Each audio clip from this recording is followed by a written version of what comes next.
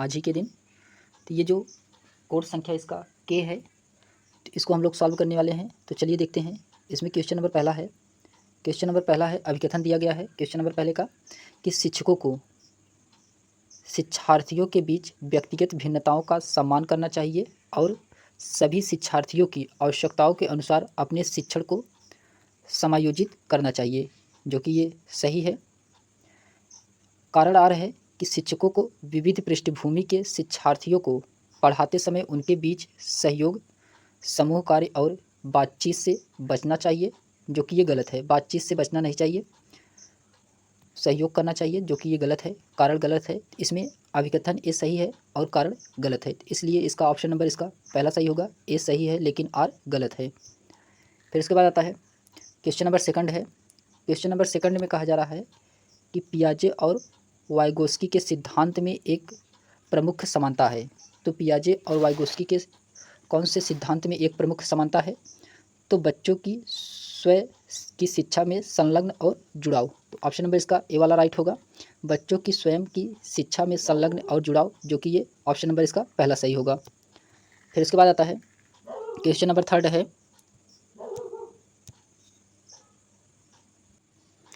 Question number इसमें third है कि बच्चों के विविध समूहों को पूरा करने के लिए निम्नलिखित में से कौन से सांस्कृतिक रूप से उत्तरदायी शिक्षण का सही वर्णन करता है? तो इसमें कौन सा सांस्कृतिक रूप से उत्तरदायी शिक्षण का वर्णन कर रहा है? तो इसमें जो कर रहा है सुविचारित, जो कि ये सही है। अनुकूलित, ये भी सही है। विभेदित, ये भी सही है। मानकीकृत, जो कि ये नहीं कर रहा है। इसमें पहला, दूसरा और तीसरा, जो कि सही है, इसलिए इसका ऑप्शन नंबर पहला सही होगा। पहला, दूसरा और तीसरा। फिर उसके बाद आता है क्वेश्चन नंबर चौथा है। क्वेश्चन नंबर चौथा है कि जीन पियाजे के अनुसार बच्चे वयस्कों से किस प्रकार भिन्न हैं? तो जीन पियाजे के अनुसार जो बच्चे हैं वे वयस्कों से किस प्रकार के भिन्न हैं? तो क्वेश्चन नंबर चौथा का जो सही होगा ऑप्शन इसका पहला सही होगा कि बच्चे की सोच वयस्कों से गुणात्मक भिन्न होती है। तो इसका ऑप्शन नंबर पहला सही होगा कि बच्चों की सोच वयस्कों के गुणात्मक रूप से भिन्न होती है। फिर उसके बाद आता है क्वेश्चन नंबर पाँचवा है। क्वेश्चन नंबर पाँचवा है, इसमें कहा जा रहा है कि आप एक शिक्षक हैं जो आप अपने छात्रों को परासंज्ञान कौशल विकसित करने में मदद करना चाहते हैं। निम्नलिखित में से कौन सी रणनीति इस प्रकार से चिंता को बढ़ावा देने की सबसे अधिक संभावना है? तो कौन सी रणनीति जो चिंता को सबसे अधिक बढ़ावा देने की संभावना है? इसमें छात्रों को अपने स्वयं के सीखने और सोचने की प्रक्रिया पर विचार करने के लिए प्रोत्साहित करना। तो इसका ऑप्शन नंबर डी वाला राइट होगा। छात्रों को स्वयं सीखने और सोचने की प्रक्रिया पर विचार करने के लिए प्रोत्साहित करना। फिर उसके बाद आता है क्वेश्चन नंबर 6 है। क्वेश्चन नंबर 6वां है कि लेव वाइगोस्की के अनुसार भाषा और विचार के बीच क्या संबंध है?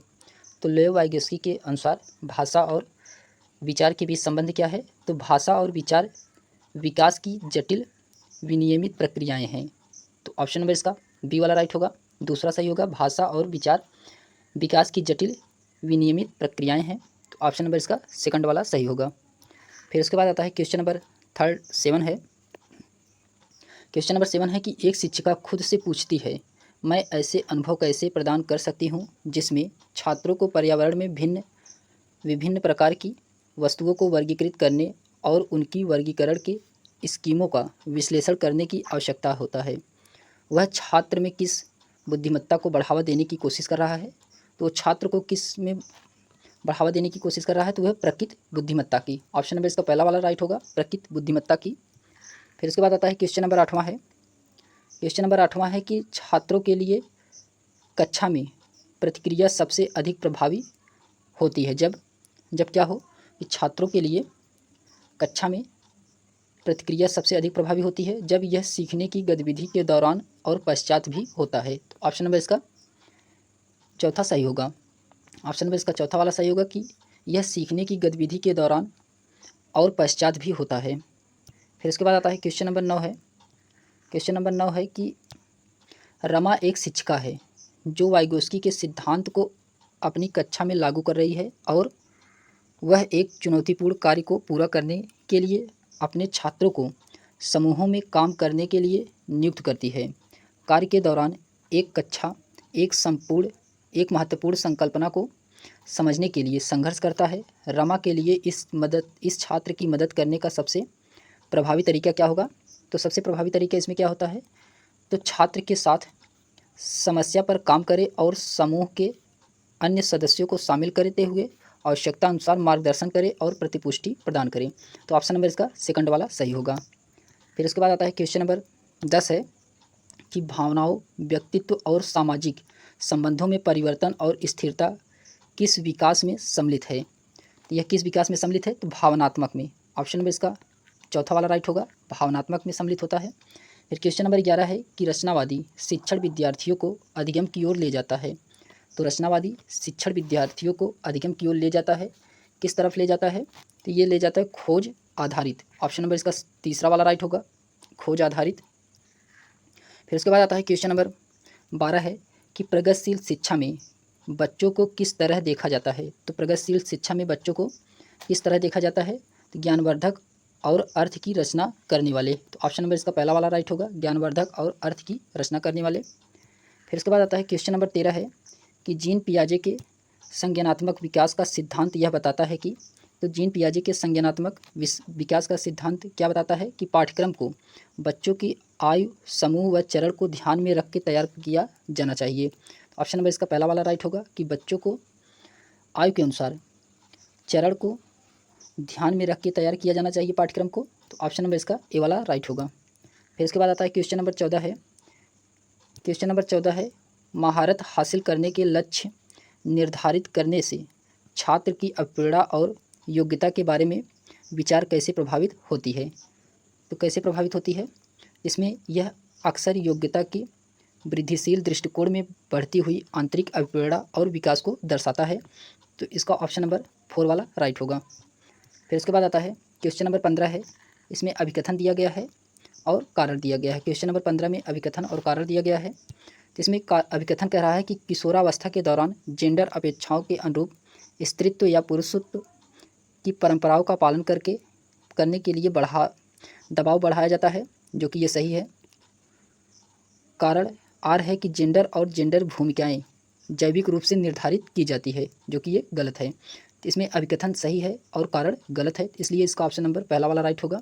ये सही है लेकिन आर गलत है। फिर उसके बाद आता है क्वेश्चन नंबर 16 है, फिर से अभिकथन और कारण दिया गया है क्वेश्चन नंबर 16 में। इसमें कहा जा रहा है कि अभिकथन कह रहा है कि शिक्षकों को विद्यार्थियों के बीच बहस, चर्चा, सहयोग को प्रोत्साहित करना चाहिए, जो कि सही है। कारण कह रहा है कि ज्ञान उत्पादन एक निष्क्रिय प्रक्रिया है और सामूहिक गतिविधियों संलग्नता अर्थपूर्व अधिगम में बाधा डालता है, जो कि ये बाधा नहीं डालता है। तो इसका कारण वाला गलत है, जबकि अभिकथन ए सही है। तो इसलिए इसका ऑप्शन नंबर पहला वाला सही होगा। ए सही है लेकिन आर गलत है। फिर इसके बाद आता है क्वेश्चन नंबर 17 है। क्वेश्चन नंबर 17 में कहा जा रहा है कि निम्नलिखित में से क्या दृष्टिबाधित विद्यार्थियों को कक्षा में भागीदारी लेने में बाधा डालता है? तो कौन सी दृष्टिबाधित विद्यार्थियों को कक्षा में भागीदारी लेने में बाधा डालता है? तो इसमें बाधा जो डालता है मुद्रित पाठ्यपुस्तकें और नोट्स। ऑप्शन नंबर इसका 4 वाला राइट होगा, मुद्रित पाठ्यपुस्तकें और नोट्स। फिर उसके बाद आता है क्वेश्चन नंबर 18 है। क्वेश्चन नंबर 18 में कहा जा रहा है कि निम्नलिखित में से कौन सा सही सुमेलित युग्म है? तो इसमें कौन सा सही सुमेलित युग्म को बताना है क्वेश्चन नंबर 18 में। तो इसमें मानक संदर्भित मूल्यांकन साथियों के प्रदर्शन की तुलना करता है। तो ऑप्शन नंबर इसका 4 वाला राइट होगा कि मानक संदर्भित मूल्यांकन साथियों के प्रदर्शन की तुलना करता है। फिर उसके बाद आता है क्वेश्चन नंबर 19 है। क्वेश्चन नंबर 19 है कि सुनीता एक 12 वर्षीय लड़की विशेष संगीत क्षमता रखती है। उसके माता पिता दोनों ही निपुण गायक है और वे सुनीता को अपनी आवाज़ को और बेहतर करने के लिए प्रशिक्षित कक्षा में भेज रहे हैं। सुनीता की यह क्षमता संभावित रूप से किन कारकों का अंतःक्रिया का परिणाम है? तो ये किन कारकों का अंतःक्रिया का परिणाम है? तो ये आनुवांशिकता और वातावरण का। तो ऑप्शन नंबर इसका पहला वाला राइट होगा, आनुवांशिकता और वातावरण का प्रभाव है। फिर उसके बाद आता है क्वेश्चन नंबर 20 है कि लॉरेंस कोहलबर्ग ने बच्चों के नैतिक विकास का अध्ययन करने के लिए किस विधि का प्रयोग किया है? तो ये कौन सी विधि का प्रयोग किया गया है? तो बच्चों के समान नैतिक दुविधाएं रखना और अनुक्रिया की समालोचना करना। तो ऑप्शन नंबर इसका 4 वाला सही होगा, ऑप्शन नंबर इसका चौथा सही है। फिर उसके बाद क्वेश्चन नंबर 21 है। इसमें अभिकथन दिया गया है और कारण दिया गया है। क्वेश्चन नंबर 21 में अभिकथन और कारण दिया गया है। तो स्कूल को उसके ढांचे के भीतर कार्य करना चाहिए जो तैयार उत्पाद और सीखने के परिणामों को आकलन करता है, तो जो कि ये गलत है। सीखना पक्के तौर पर अनुक्रमिक और पदानुक्रमिक होता है, तो ये भी गलत है। इसमें अभिकथन भी गलत है और कारण भी गलत है, इसलिए ऑप्शन नंबर इसका बी वाला राइट होगा। पहला आर और ए दोनों जो कि इसमें गलत हैं, तो ऑप्शन नंबर इसका सेकंड वाला सही होगा। फिर उसके बाद आता है क्वेश्चन नंबर 22 है। क्वेश्चन नंबर 22 है कि निम्नलिखित में से कौन सा कथन स्वालीनता के संदर्भ में सही है। तो क्वेश्चन नंबर 22 में स्वालीनता के संदर्भ में कौन सा सही है। तो ये स्वालीनता के संदर्भ में स्वालीनता एक तंत्रीय विकासात्मक विकार है, तो ऑप्शन नंबर इसका 4 वाला सही होगा। स्वालीनता एक तंत्रीय विकासात्मक विकार है, जो कि ऑप्शन नंबर इसका चौथा सही है। फिर इसके बाद आता है क्वेश्चन नंबर 23 है कि किस अधिगम की रणनीति में बच्चों द्वारा दूसरे को सिखाना सम्मिलित है जो उन्हें सीखा है। तो किसमें होता है, तो ये पारस्परिक शिक्षण में होता है।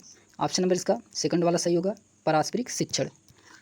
फिर उसके बाद आता है क्वेश्चन नंबर 24 है कि संवेदनशील अवधि वह समय अवधि होती है जिसके दौरान कुछ विशेष रूप से सामान्य विकास के लिए महत्वपूर्ण होती है। तो इसमें कौन सा सामान्य विकास के लिए महत्वपूर्ण होता है, तो इसमें पर्यावरणीय कारक। ऑप्शन नंबर इसका पहला सही होगा, पर्यावरणीय कारक। फिर उसके बाद क्वेश्चन नंबर 25 है कि पठन वैकल्य से जूझ रहे छात्रों को पढ़ना सिखाया जा सकता है।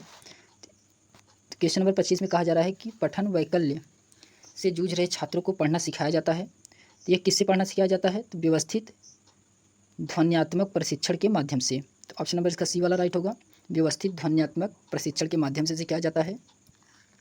फिर उसके बाद आता है क्वेश्चन नंबर 26 है कि निम्नलिखित में से कौन सा प्रश्न विश्लेषणात्मक चिंतन को बढ़ावा देता है। तो ये देता है भारत में जनसंख्या वृद्धि के विभिन्न कारण क्या है। तो इसमें विश्लेषणात्मक चिंता को बढ़ावा देता है कि भारत में जनसंख्या वृद्धि के विभिन्न कारण क्या है। तो ऑप्शन नंबर इसका सेकंड वाला राइट होगा, ऑप्शन नंबर इसका सेकंड वाला राइट होगा।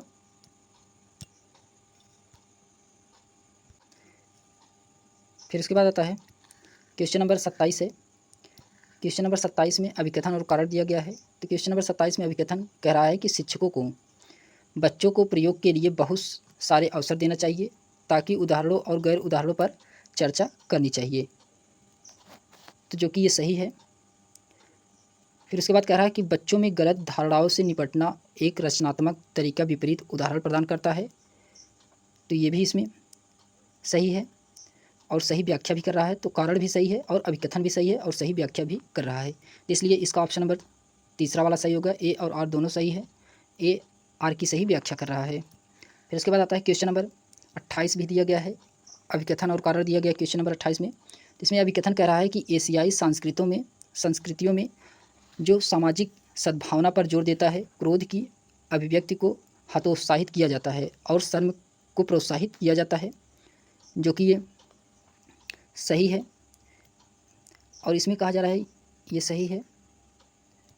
उसके बाद इसमें कारण कह रहा है कि भावनाएं व्यक्ति पर है और सीखने में कोई भूमिका नहीं निभाती, तो भावनाएं व्यक्ति पर हैं और सीखने में कोई भूमिका नहीं निभाती है, जो कि इसमें कारण गलत है।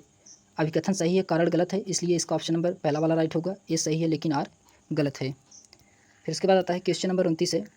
क्वेश्चन नंबर 29 में कहा जा रहा है कि विद्यार्थियों में समालोचनात्मक चिंतन को विकसित करने के लिए एक शिक्षक को क्या करना चाहिए। एक शिक्षक को ऐसे सवाल देना चाहिए जिसमें निष्कर्ष और व्याख्याएं शामिल हो। ऑप्शन नंबर इसका पहला वाला राइट होगा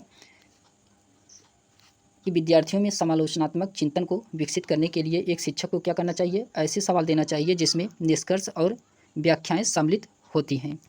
फिर उसके बाद आता है क्वेश्चन नंबर 30 है कि समावेशी कक्षाओं के बारे में बताना है। तो समावेशी कक्षाएं कैसी होनी चाहिए, तो अलग अलग विभिन्न भिन्नताओं के अनुसार विभेदी निर्देश दिए जाने हैं, तो इसमें ऑप्शन नंबर इसका पहला सही होगा कि समावेशी कक्षाओं जो कि अलग अलग भिन्नताओं के अनुसार विभेदित निर्देश दिए जाते हैं, तो ऑप्शन नंबर इसका पहला वाला सही होगा।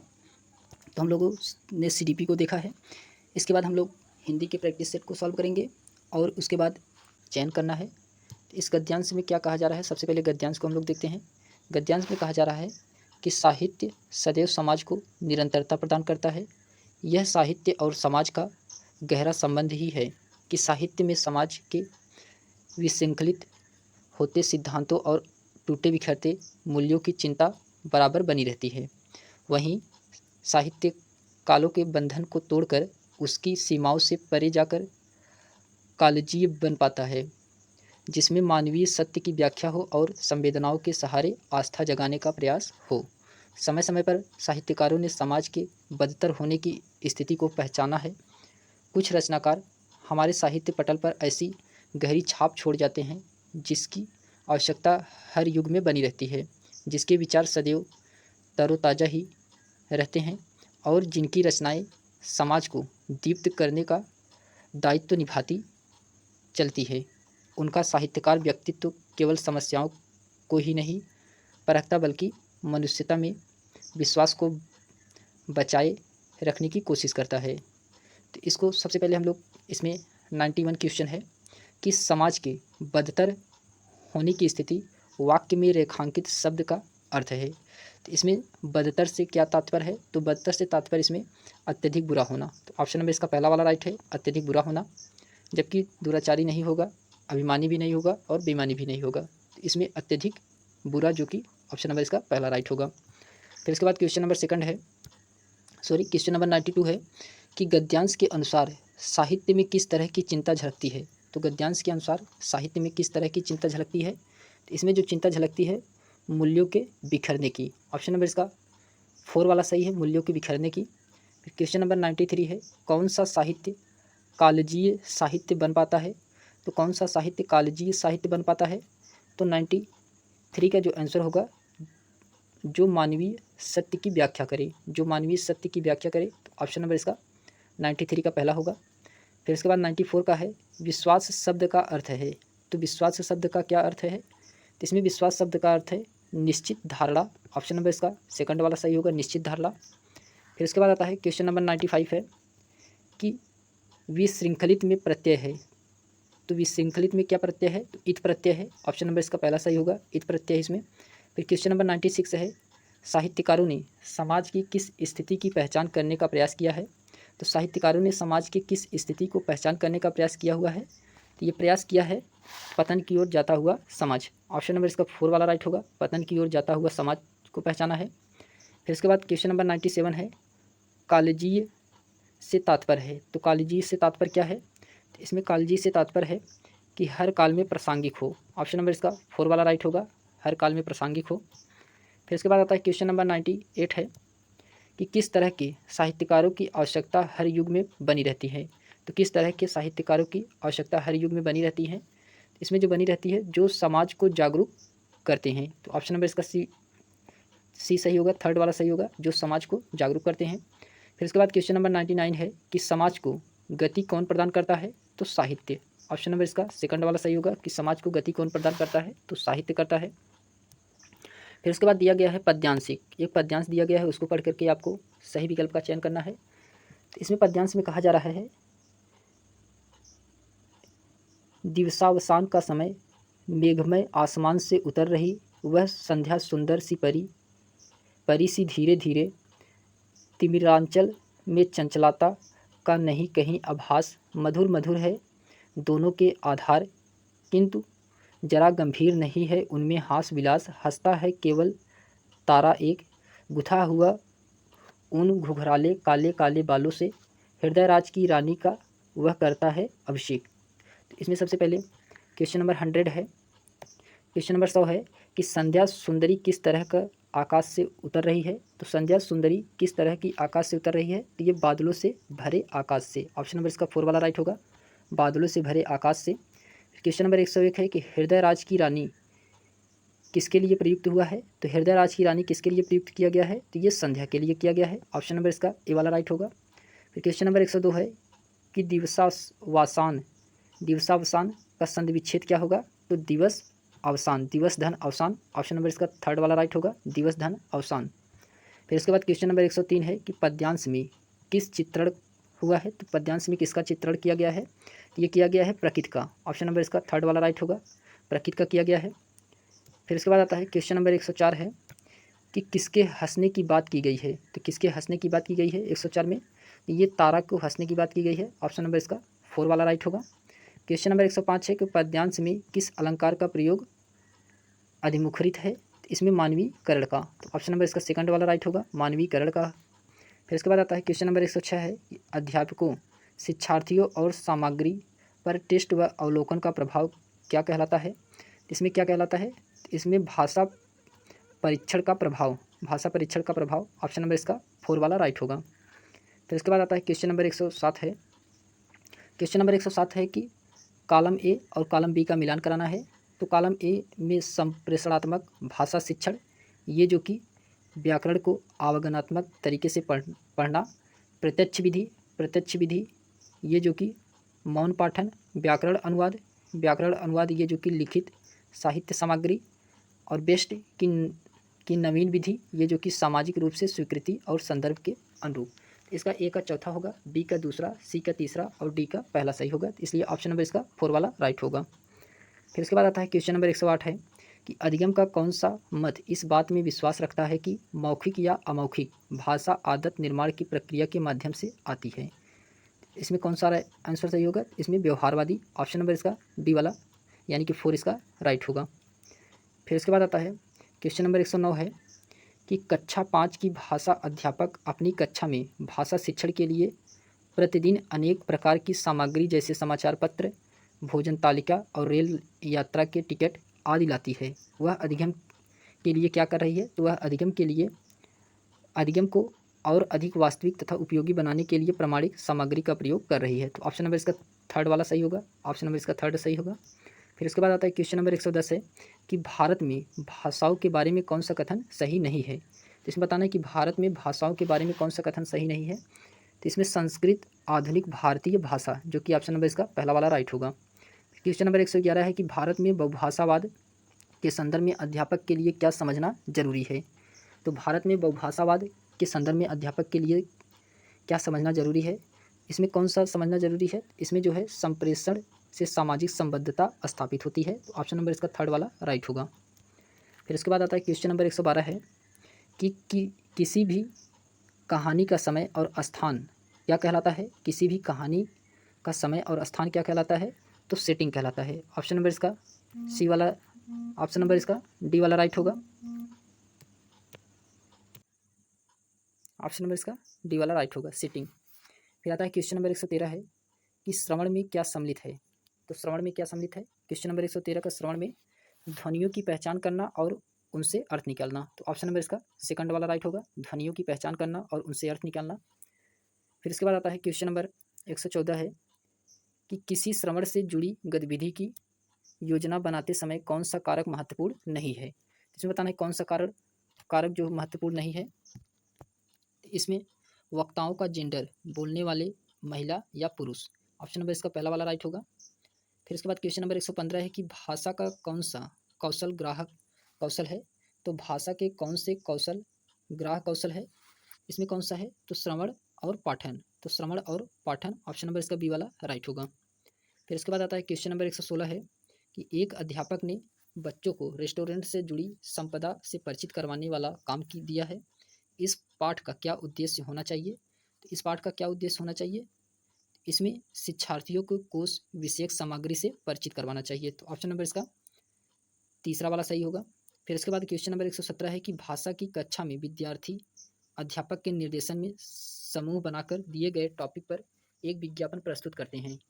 इस तरीके से भाषा सीखना क्या कहलाती है, इस तरीके से भाषा सीखना सहयोगात्मक अधिगम कहलाती है। ऑप्शन नंबर इसका 3 वाला राइट होगा।